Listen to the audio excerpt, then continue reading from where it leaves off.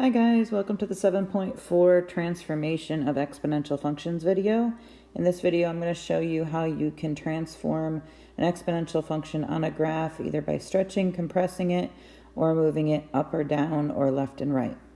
Alright, so for number 1 we have to look at the rule which says that y sub 1 equals 0.25 to the x power. So remember, our parent function is going to be y equals ab to the x power, or f of x equals ab to the x power, which is the same thing. So if we are looking at these questions, we're going to start with this original function right here is 0.25, and then it's going to be altered in some way or another. So for number 1, it says that it's a y sub 2, so that's the second version of y sub 1, so that's what it looks like after you move it in one way or another, is vertically stretched of y sub 1. So the values of y sub 2 are 6 times those of y sub 1. So if we are being 6 times that amount, then you're going to take your 0.25 and a will become 6 because it's 6 times that amount that it was before. For number 2, it's being vertically compressed, and it says it's half of those. So we underline half because we want to pay attention to what we should do. So half of anything is 0.5. So if we want to do that, we would have to multiply by 0.5 times 0.25 to the x power. And then number 3 says it's a translation of 4 units down. So we know that translations up or down are the k, which is on the outside. Remember that x minus h squared plus k. The k was on the end. So that means if we're going 4 units down, we're just going to have minus 4 at the end. So we use the same original function we started with in the directions, 0.25 to the power of x, and then we subtract 4 at the bottom, or at the end, sorry.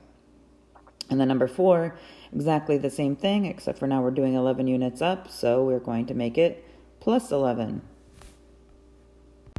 Alright, so for number 5, they give us a table with 2 different functions, and we have f of x and g of x, which is in the same family, but they are doing 2 different things.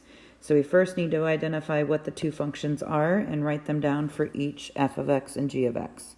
So I'm going to make our number 5 separated so that we can put the work on each side.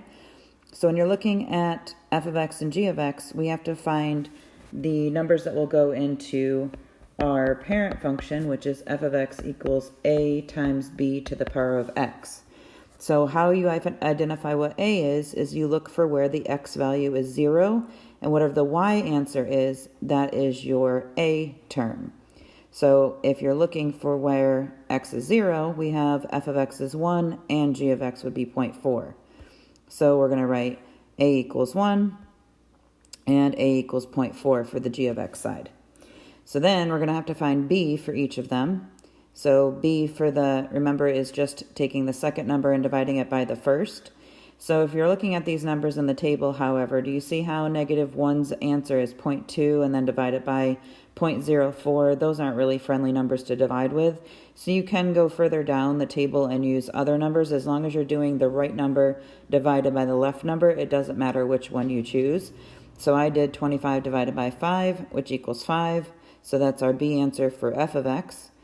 And for the right-hand side, it would be 10 divided by 2, which is also 5 for the b and g of x.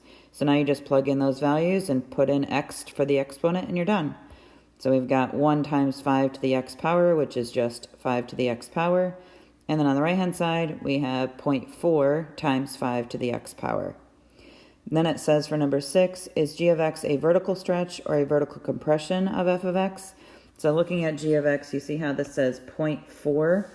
So 0.4 is actually making it compress. That makes it get smaller and wider on the graph. So that would be a vertical compression. And you know that because the number is less than 1. So because the a value is less than 1, it's a vertical compression. If it was greater than 1, then it would be a vertical stretch.